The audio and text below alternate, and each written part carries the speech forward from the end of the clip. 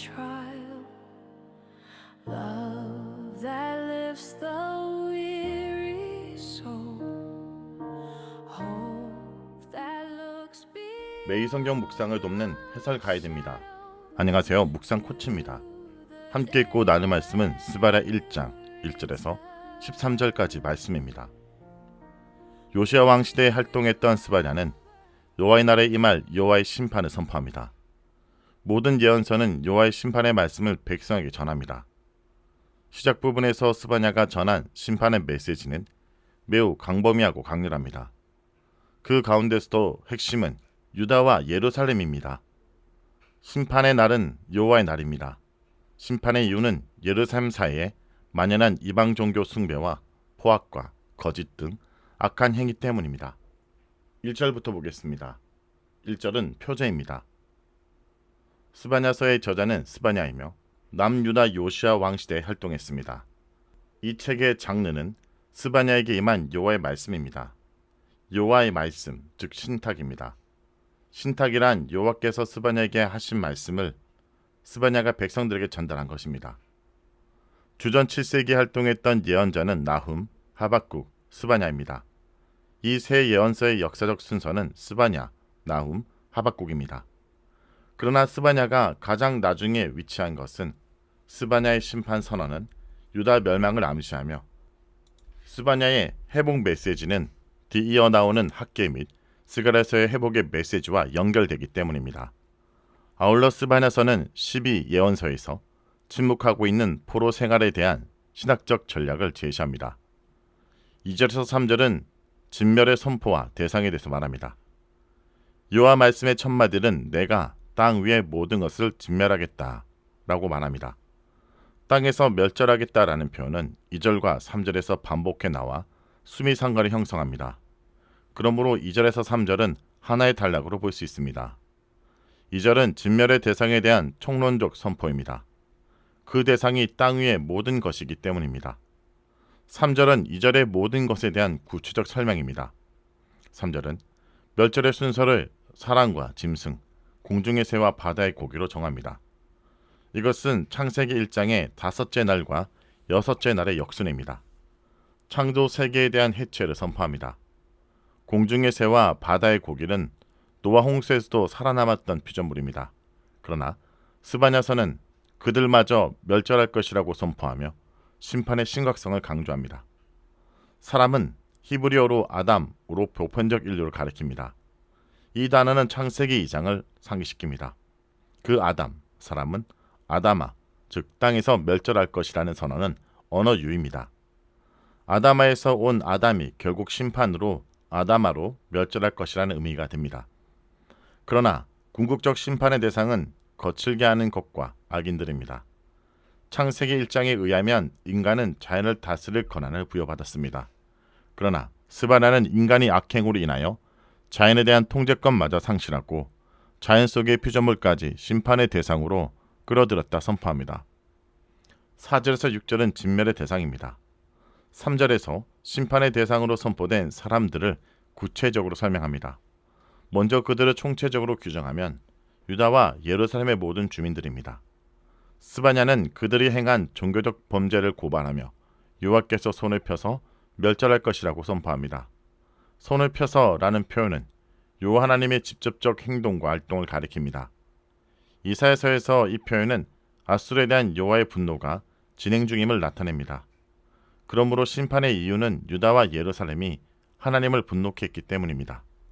그들은 이방 종교를 숭배하는 죄를 지었습니다. 이어서 죄인들의 목록이 나오는데 첫째, 바알 숭배자들입니다. 바알은 가나안에서 가장 널리 숭배되었던 풍류의 신이었습니다. 구름과 비를 간장하는 신이었고 가장 강한 힘을 가지고 있었습니다. 그러므로 유다와 예루살렘 백성들은 풍요를 얻으려 여호와 대신 바알을 숭배했습니다. 둘째, 심판의 사람들로 선포된 무리에는 그마림이라 불리는 이방신을 섬기는 제상들이 있습니다. 문하사 시대에 아수르를 통해 수많은 신들이 들어왔습니다. 그전에도 북이스라엘 멸망과 함께 이방 민족들과 신들이 북이스라엘에 들어왔습니다.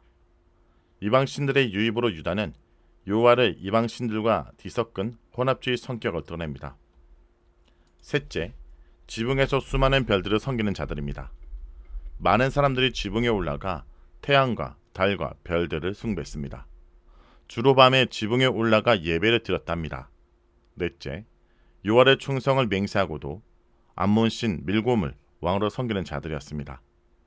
여호와를 섬김에서 암몬의 신 밀곰을 동시에 섬길 수는 없습니다.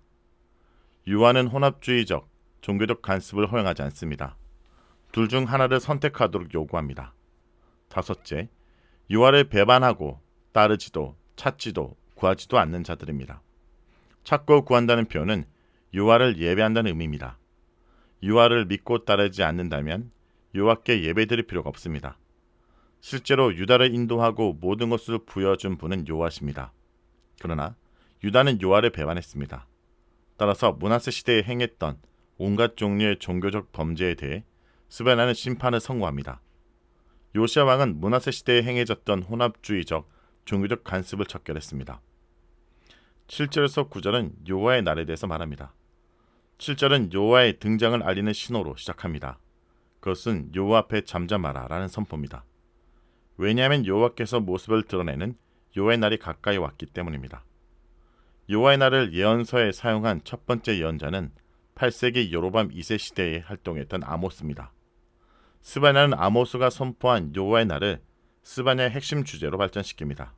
날 혹은 때라는 단어는 스바냐의 심판 선언의 핵심적인 단어로 나옵니다. 스바냐는 여호와의 날을 여호와께서 희생 제사를 드린 날로 해석했습니다.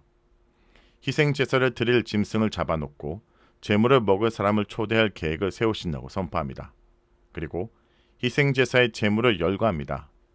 그것은 방백들과 왕자들과 이방인의 옷을 입은 자, 문턱을 넘어 포악과 거짓을 자기 주인의 집에 채운 자들입니다. 그들이 여호와의 날에 희생될 제물이 될 것이라고 선포합니다. 10절에서 13절은 여호와의 날의 강경입니다. 여호와의 날에 벌어질 모습을 소개합니다. 10절에서 11절은 심판으로 인하여 드러나는 통곡의 소리를 묘사합니다. 어문에서는 부르짖는 소리가, 제2구역에서는 울음소리가, 작은 산에서 무너진 소리가 날 것입니다. 제2구역은 예루살렘이 확장됨에서 생긴 신도시입니다. 스바냐와 동시대를 살았던 여선지자 훌라도 제2구역에 거주했습니다. 상인들이 거주하던 막데스 지역도 숲이 울게 될 것입니다. 왜냐하면 더 이상 장사를 할 수 없었기 때문입니다. 12절에서 13절은 심판의 대상이 포함될 또 다른 사람들을 소개합니다. 예루살렘에 살면서 인생의 단맛만 즐기는 자들로 여호와의 공의를 무시하는 자들입니다. 불의로 인한 물리적 풍요를 즐기는 자들입니다. 그들은 여호와는 복도 내리지 않고 하도 내리지 않는다고 생각합니다. 성경에서 여호와는 공의의 하나님입니다. 의로운 자에게 복을 주고 악인에게는 형벌을 내리는 분이십니다. 그러나 현실에서 하나님의 공의는 늘 의무시되어 왔습니다. 실제로 그렇게 되지 않았기 때문입니다. 그리하여 일부 사람들은 공의의 하나님이라는 개념을 무시했습니다. 그러므로 여호와께서 등불로 찾아다니면서 그들을 철저하게 심판할 것임을 선포하시는 것입니다. 등불이라는 단어는 하나님의 말씀을 가리킵니다. 그리하여 그들은 재물을 약탈당할 것이며 집이 폐허가 되어 집을 재건하고 포도를 다시 가꾸어도 포도주를 마시지 못할 것입니다. 이렇듯 스바냐 1장 1절에서 13절은 마치 해부학 교실처럼 유다의 제약을 낱낱이 해부하고 있습니다. 그리고 오늘 이 말씀을 통해 우리의 영적 질병이 무엇인지 진단할 수 있습니다. 그러므로 스바냐의 메시지는 단순히 과거의 역사 이야기가 아닙니다. 그것은 오늘 우리의 마음을 꿰뚫어보는 날카로운 칼과 같습니다. 우리는 이 도시의 소음에 갇혀 우리 영혼의 진정한 소리를 듣지 못하고 있지는 않습니까? 우리는 여호와의 날이 심판의 날이 될 것이라는 생각을 하며 두려워할 필요가 없습니다. 왜냐하면 예수님께서 이미 그 심판을 대신 받으셨기 때문입니다. 하지만 이것이 우리로 하여금 영적 나태함에 빠지게 하는 이유가 될 수는 없습니다. 스바냐가 여호와 앞에 잠잠하라고 외친 것은 우리에게 회개와 겸손을 촉구하는 간절한 호소입니다. 지금 당신의 삶을 지배하고 있는 우상은 무엇입니까? 당신의 영혼을 짓누르는 찌꺼기는 무엇입니까? 우리에게 필요한 것은 그 우상들을 직시하고 그것을 내려놓는 용기입니다. 그리고 우리를 향한 하나님의 사랑과 은혜를 기억하고 오직 그분만이 우리의 진정한 만족과 평화 되심을 고백하는 것입니다. 말씀을 놓고 기도하겠습니다.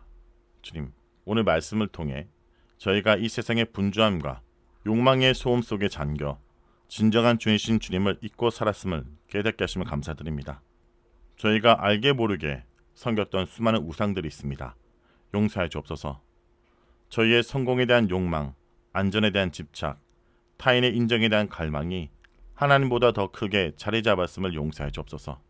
주님, 이제 저를 불쌍히 여기셔서 저희 마음속 깊이 숨겨진 찌꺼기들까지 주님의 등불로 비추어 주옵소서. 세상의 가치관이 아닌 오직 주님의 말씀만이 저의 삶의 기준이 되게 하시고 모든 걸 다 잃을지라도 오직 주님 한 분만으로 만족하는 믿음을 저에게 허락하여 주옵소서. 예수의 이름으로 기도합니다. 아멘.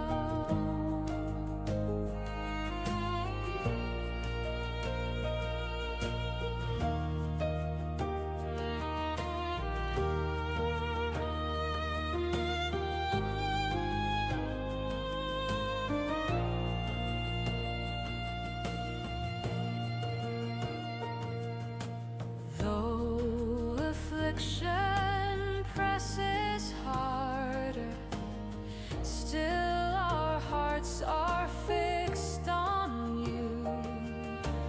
Grant us strength to stand